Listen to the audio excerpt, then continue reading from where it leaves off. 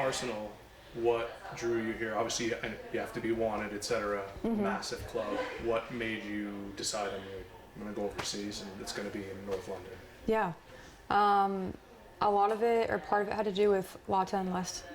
They both were my UNC teammates, so I'd known them at college, and having that connection and hearing them talk about Arsenal and the environment, the community, what they're about, I feel like that very much aligned with me and my values. And then also with Arsenal, I had a connection in my club team like years ago. Had the opportunity to go train with them, and one of my teammates ended up going. But it really was like the first time I heard of a women's club outside of the U.S. and kind of having that connection always sparked my interest. And yeah, I just feel like there's so many amazing players there, and the club itself, how they are aligning both the men and women's team with sold-out stadiums, with equal opportunities. I just feel like the club is really pushing the standards of football for both men's and women's and trying to grow the women's game. So I could keep talking about why I decided to go there, but there's so many reasons, both on the field, how they play, the team, the culture, but also the Arsenal community and what Arsenal is about. We'll talk about that because obviously, I'm a bit older, but we know about the Invincibles on the men's side, and obviously the great success in Europe in a similar period of time. But when I literally ask you what's Arsenal, then like what is it? What does that feel like to you? How would you describe that culture? I mean, obviously you love that it's being pushed for growth, but if you're an Arsenal fan in the United States and you're thinking to yourself, well, what's it like? How do the players view it? How do you view it?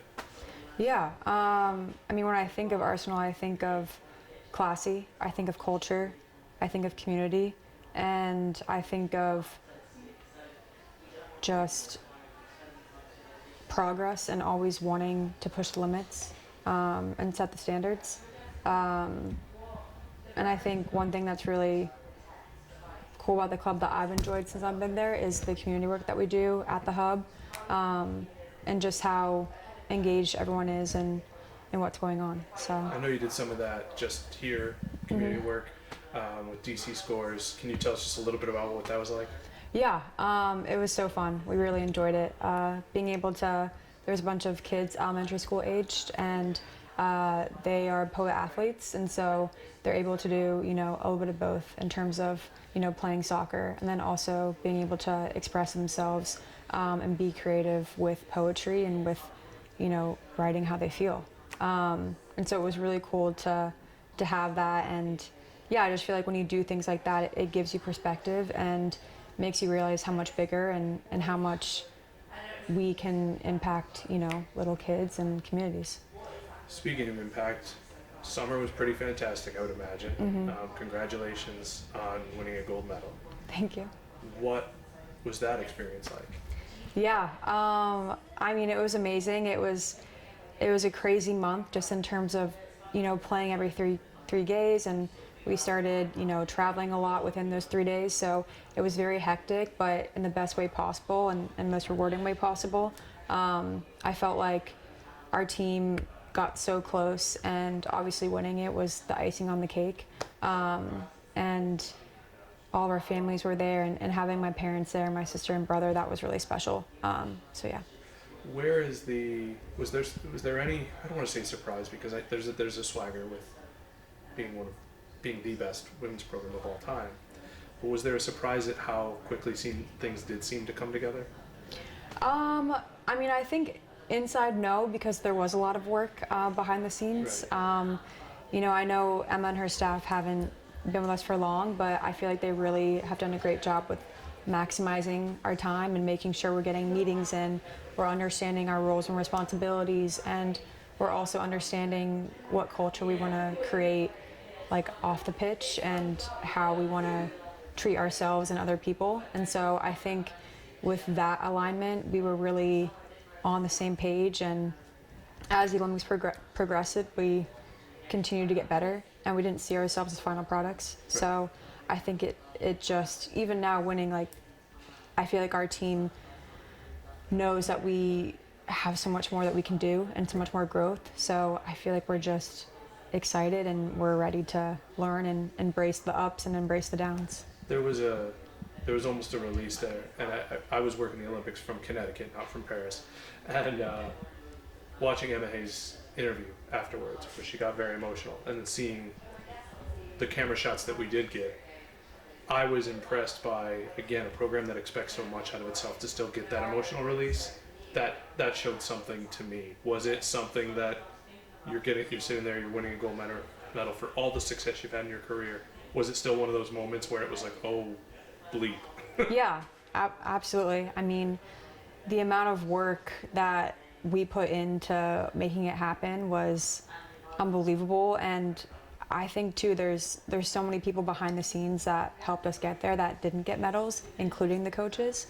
And so I think when you think about that and how many people helped us get there, it does make you emotional, because it's hard. I know a lot of times it looks easier with how much success we've had, like as a team it looks easy, and those girls made it look easy, but I feel like there's a lot of work and commitment behind the scenes. And so when you do get those moments and everything goes smoothly in the sense of winning, it's unbelievable.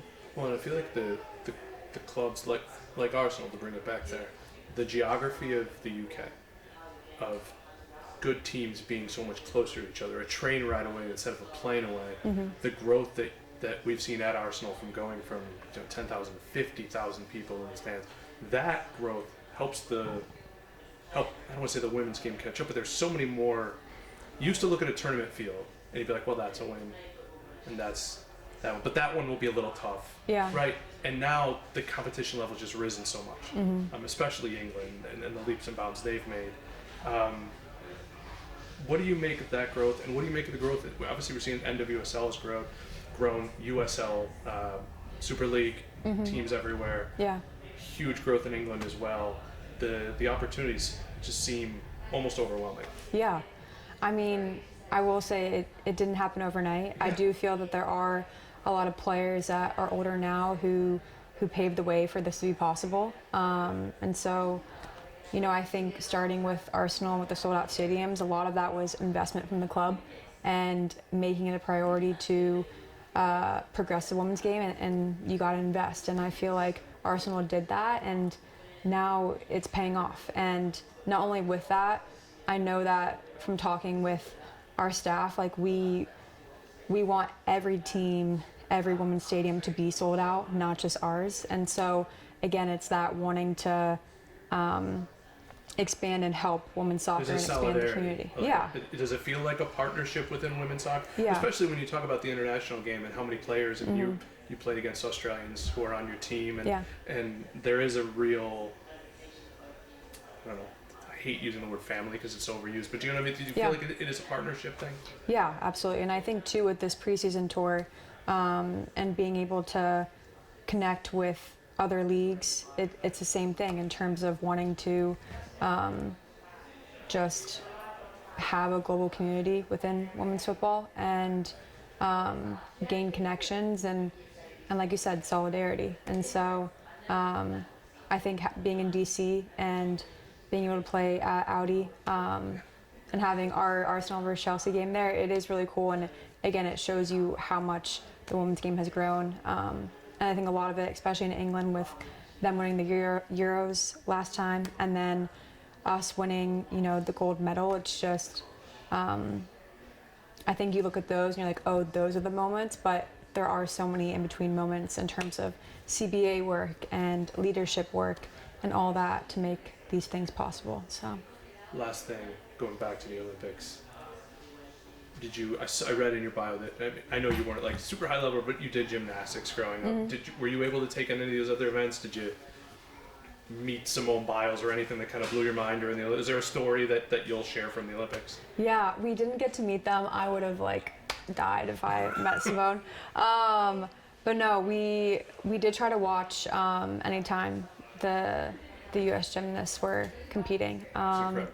Yeah, it's amazing. I would have loved to be able to see them in person, but we were all over the place in France, so it didn't happen. But yeah, it's just so amazing. And what they do and how many hours they are in the gym is insane. And especially with Simone being, you know, the oldest player or gymnast to have won the all around is amazing. And because again, it's like for so long it was, I feel like in gymnastics it was like you're 18 and you're on the older side in terms of the Olympics and trying to compete and win gold medals. And so it is really amazing and cool to see that she's changing it and she's showing that, you know, I can do it. So, yeah. Do you miss gymnastics at all?